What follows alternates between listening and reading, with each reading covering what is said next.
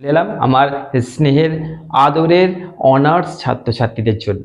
মানে এই কথাটা একটু পাল্টালাম, কারণ বহু স্টুডেন্টস রয়েছে অনার্সের, সেই ছাত্রছাত্রীরা আমার কাছে অনুমোদন করছে যে স্যার আপনি পাসের সাজেশনস আপলোড করছেন, কমন আসছে কতটা সেটা আমরা জানি, কিন্তু অনার্সের যে স্টুডেন্টস রয়েছে তাদের জন্য কেন আপলোড করছেন না।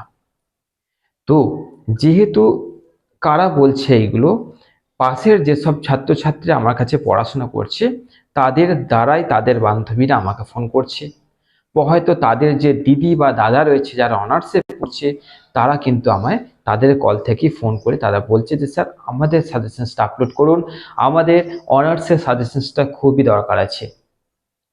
তো আজকে চলো, আজকে তোমরা দেখে নিয়েছো যে আজকে তোমাদের কোন পেপারটা আপলোড হচ্ছে, কোন সাবজেক্টে আপলোড হচ্ছে। CC13 বর্ধমান ইউনিভার্সিটির পল সায়েন্স পেপারটা তোমাদের আপলোড করলাম, ভালো করে দেখে নাও। মাত্র এই কটা কোশ্চেন্স করলে তোমাদের কিন্তু অনার্সের এই পেপারটার আপাতত আর কোনো চিন্তা থাকছে না। চলো দেখে নিই।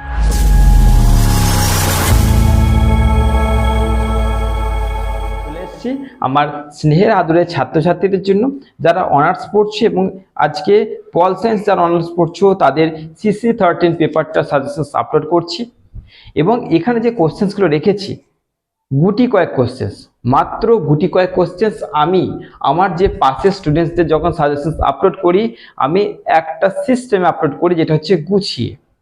যে প্রথমে যেসব ইম্পর্টেন্ট টিকাগুলো আছে আমি একটা টিকা দিলাম, 2 নম্বরে 2 নম্বর টিকা দিলাম, 3 নম্বরে 3 নম্বর টিকা দিলাম। আমি অত তোমাদের কোশ্চেন্স বাড়াতে পারবো না, না তোমাদের কাছে অত সময় আছে না আমার কাছে আছে। আমি তোমাদের টিকা ইম্পর্টেন্ট টিকাগুলোকে এক জায়গায় করে দিই। ইম্পর্টেন্ট যত রকমের দেখা গেল তোমাদের কি বলবো বৈশিষ্ট্য আছে, হ্যাঁ এইগুলোকে আমি তোমাদের কিন্তু একটা কাছে জোগাড় করে দিই। তোমরা কি করবে, যেহেতু সাজিয়ে দিচ্ছি সময় কম, তাই তোমাদের ওই যে টিকাগুলো আছে চলো আমরা আগে টিকাটা করে নিই, তারপরে স্যার একটা করেছে 2 নম্বরে সেটা আগে করে নিই। এইভাবে কিন্তু আমার সাজেশন আপলোড হয়। তো চলো অনার্সটা কিন্তু একদম সেইভাবে সাজেশনস নিয়ে চলে এসেছি। প্রথমে তোমাদের CC13 যে পেপারটা রয়েছে সেই পেপারটা হচ্ছে তোমাদের দেখো যেটা বিদেশ নীতি নিয়ে রয়েছে আর কি, সেটা তোমাদের কিন্তু আজকে আপলোড করছি। দেখো প্রথমে 1 নম্বর হচ্ছে বিদেশ নীতি থেকে, এটা মোস্ট ইম্পর্টেন্ট তোমাদের প্রশ্ন, মানে ধরে নাও 99% এটা চলে এসেছে। ওকে, তো বিদেশ নীতি থেকে দেখো 3টে কোশ্চেন দিয়েছি।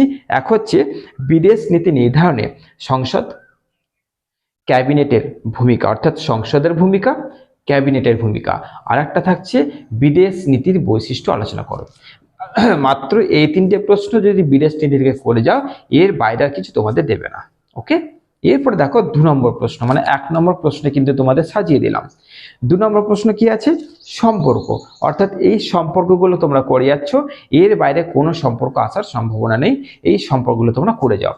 1 নম্বর কি হচ্ছে ভারত চীন সম্পর্ক, তারপরে আছে ভারত বাংলাদেশ সম্পর্ক, তারপরে আছে ভারত আমেরিকা সম্পর্ক, আর তারপরে আছে ভারত পাকিস্তান সম্পর্ক। এই 4টে, মাত্র এই 4টে যদি সম্পর্ক তোমরা করে নিতে পারো তাহলে কিন্তু তোমরা এখান থেকে যদি সম্পর্ক থেকে কোনো কোশ্চেন দেয় তো তোমরা এখান থেকেই কমন পেয়ে যাচ্ছ।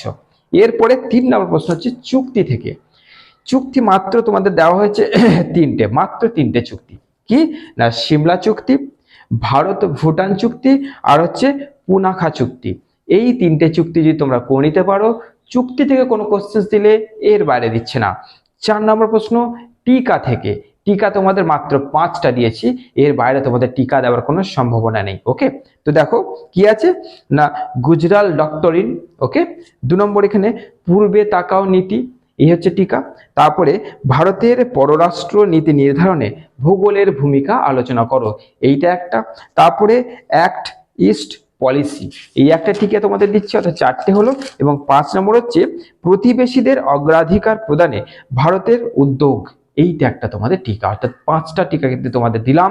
এই 5টা টিকা করলে তোমাদের আশা করছি এর বাইরে কিছু দেওয়ার সম্ভাবনা নেই। এবং লাস্ট 5 নম্বর প্রশ্ন তোমাদের 1962 সালের সিনো ইন্ডিয়ান যুদ্ধের তাৎপর্য আলোচনা করো, অর্থাৎ 1962 সালে যে সিনো আর ইন্ডিয়ান যে যুদ্ধ হয়েছিল সেই যুদ্ধের তাৎপর্য তোমাদের আলোচনা করতে বলবে। তো এই হচ্ছে তোমাদের 5টা কোশ্চেন তোমাদের গুছিয়ে দিলাম। তাহলে প্রথম কোশ্চেন, অর্থাৎ প্রথমটা কি দিলাম বিদেশ নীতি থেকে, 2 নম্বর দিলাম সম্পর্ক থেকে, 3 নম্বর দিলাম চুক্তি থেকে, 4 নম্বর দিলাম তোমাদের টিকা থেকে, এবং 5 নম্বর একটা সিঙ্গেল কোশ্চেন তোমাদের দিলাম। এই কটা কোশ্চেন যদি তোমরা করে নাও, CC13 যে পেপারটা রয়েছে কোনো রকম কোনো তোমাদের চিন্তা আর থাকছে না। ওকে, তো চলো এরপরে তোমাদের CC14 আছে, ডিএসসি গুলো আছে, সেইগুলো তোমাদের আপলোড করব, যুক্ত থাকো। আর আমি কোনো স্টুডেন্টকে বলছি না যে তোমরা শেয়ার করো, লাইক করো, কমেন্ট করো, দরকার নেই। তোমাদের উপকারে আসলে তোমরা নিজেরাই সেটা করবে। হ্যাঁ, তবে একটা কথা তোমাদের বলে দিই, প্রত্যেক স্টুডেন্টের একটা জিনিস দরকার। কি দরকার না, প্রত্যেক কোশ্চেনের সহজ সরল উত্তর। বুঝতে পারলে কি বললাম?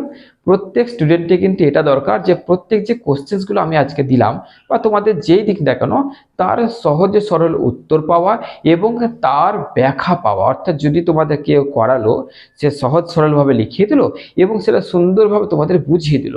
এই দুটো জিনিস পেয়ে গেলে তোমাদের কিন্তু জীবনে সাপ্লি আসবে না, জীবনেও সাপ্লি আসবে না। কারণ কেউ বুঝিয়ে দিলে তোমাদের বোঝার ক্ষমতাটা বেড়ে গেল, পরীক্ষা হলে বানিয়ে লিখে আসতে পারবে, এই ক্ষমতাটা তোমাদের কিন্তু এক্সট্রা বেড়ে যাচ্ছে।